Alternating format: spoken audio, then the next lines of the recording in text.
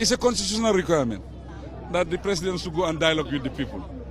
Basically, that's what we are going to do, to dialogue with the people. But we are going to have to listen to them. If you listen to them, then we know what is their problem.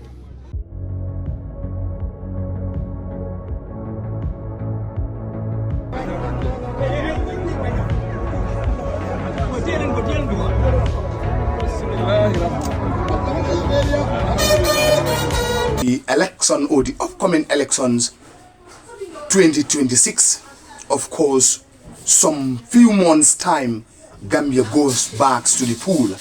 Gambian electorate are going back to exercise their franchise.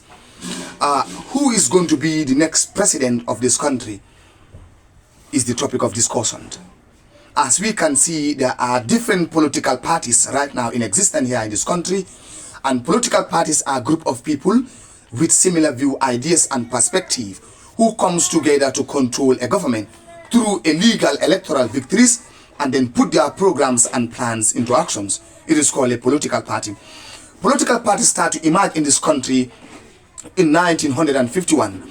So the first political party to have emerged during those times was called the Gambia Democratic Party, which was formed by a nationalist, a founding father of the Gambia, a teacher and of course a politician and a philanthropist called John Colify.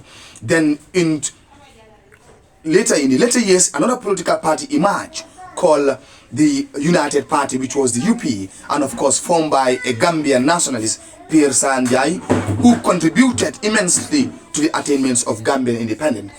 Muslim Congress Party, which was established or formed by Gaba Jahumpa to serve as a spokesman for the Muslims who were deprived for too long from taking part in Gambian politics. Then came the PPP, which was called People Protectorate Society at the time, because it was meant for the people in the provinces of the Gambia who were of course deprived from taking part in the Gambian politics, because during those times the political activities was taking place in the Crown Colony, because during the colonial period the Gambia was divided into two, the protectorate and the colony. So the protectorate referred to as the provinces, people that were living in the provinces. That is why it was called the protectorate. So the Crown Colony was Combo St. Mary and Banjul Batos, where governor was residing. The capital at the time was called Batos, and now we have it as Banjul. So PPP was formed to serve as to represent the people in the protectorate in 1959. The party was established by Sanjali Bojang, and then was handed over to a veterinary officer then called Sadauda, who acquired educations to the highest degree during those times. He went to Achimota College in Ghana and acquired educations, and of course went to many countries as well. Then he was handed over a party called the People Protectorate Party. He changed the name from People Protectorate Party to People Progressive Party, and this was the party that led the Gambia to the attainments of independence. And Karaba Jawara ruled the Gambia for a period of 32 years. Then he was overthrown by Jammeh through military coup d'etats. When Jammeh came into power, then he formed what he called the AFPRC, the Armed Forces Provincial Ruling Council, and then later years then he established a political party called APRC, and Jammeh ruled this country for a period of 22 years, and then was defeated by the coalition government, which was led by Barrow, and Barrow today is the president of the Gambia. Now, what we are going to look at now is who is going to emerge as the next president of the Gambia, because we have seen Halifa Sallah retired from Gambian politics because the Gambian people refused to vote for him for far too long. Now he resigned. Now we have seen young Gambians that emerge to take part in Gambian politics. They are very bright people like Esa Fall, who was the lead counsel of the TRRC Commission. He played an important role, which all the Gambians can attest to that. And of course, we have people like Dr. Cisse, and now in fact he cross-carpeted. He's now, the Minister of Informations, and then he joined the NPP. We also have seen many young politicians in Gambia in the life of Bakary Badji, who is currently a National Assembly member of Fonyi Bintang Karanite, who always advocate for Pan-Africanism, and of course, who is there to support his people. Not only him, but of course many other people. We have seen, of course, UDP today, of course. It is also led by Ousainou Darboe and many political parties here in this country. All of them are aspiring to win the upcoming elections of 2026. So the fundamental questions here is who is going to emerge as the next president? Is it going to be President Barrow or the incumbent President Barrow? Is it going to be Essa Faal? Is it going to be Bakary Badji? Is it UDP? Is it Mama Kandeh? Who is going to be the next president of this country? So please write your comment as to who is going to be the next president in this country in few months' time. It's important that we know it before elections time. Of course, Gambian in the diaspora are of course crying loudly that they want to vote even though they are the diaspora.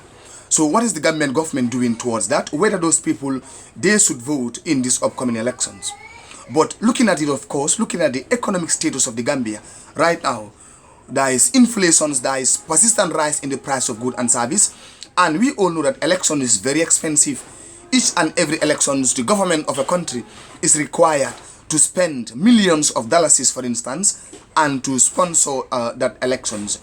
So if the people at the diaspora, if those people are going to vote in this upcoming elections, how much is it going to cost to our Gambian government? Because when you look at it, of course, in the Gambia, some people, even when they want to vote, they find it very difficult to go and exercise their franchise. Perhaps maybe they are registered in the provinces and then they are here working in the urban centers. So when they want to go and vote, due to transportation difficulties, some of them, they do decide to sit than to go.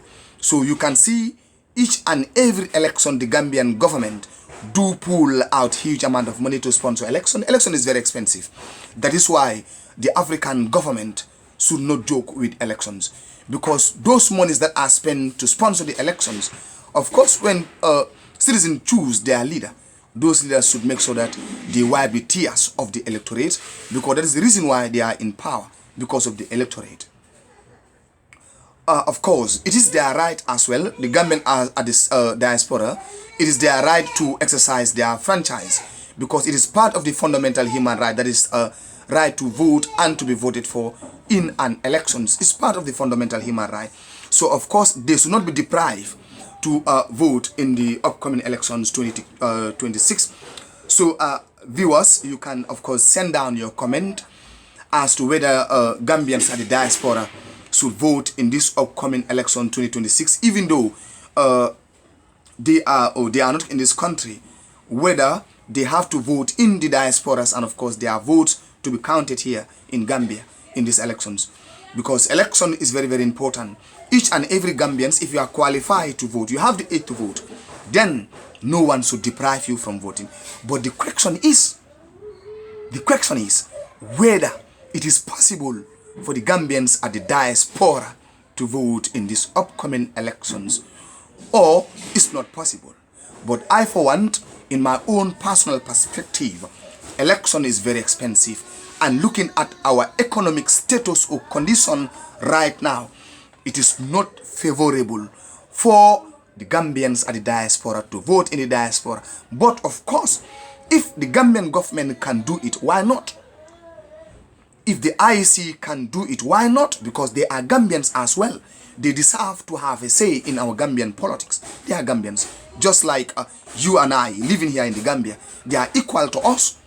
The only difference is they are not here with us in this country. But of course, they have a say in our Gambian politics. So, this is Historic TV. Always we do bring you important topics or fascinating topics to discuss. But share your comment, and of course do not forget to subscribe as well, because the more we have people that subscribe, the more we are also going to be motivated to keep on doing more and more. And of course, do not forget to comment as well, because this topic is important and election is fast approaching. Are you going to vote? Yes, for me, I am going to vote. How about you?